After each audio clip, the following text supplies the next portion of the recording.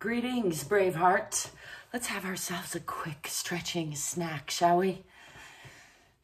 Z Gala here, Aunt Angel. Wearing a sweater that doesn't really make me look flattered. That's okay. That's life sometimes.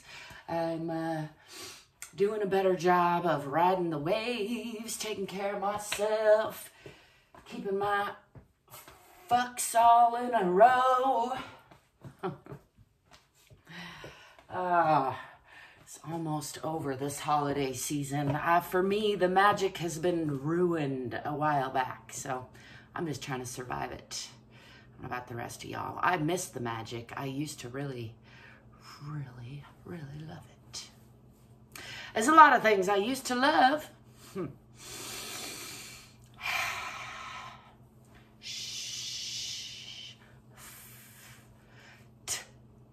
It's my new tool for shifting.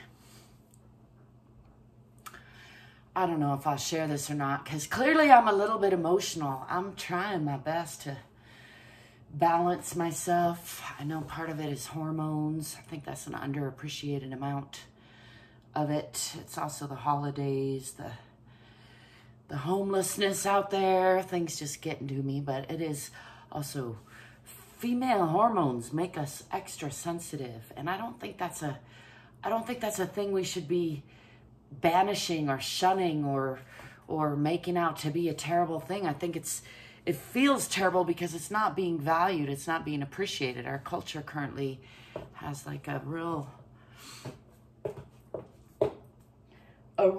shunning of the feminine. That's what it feels like. For that matter, it feels like shunning of the masculine too. We're just doing away with human vibrance altogether.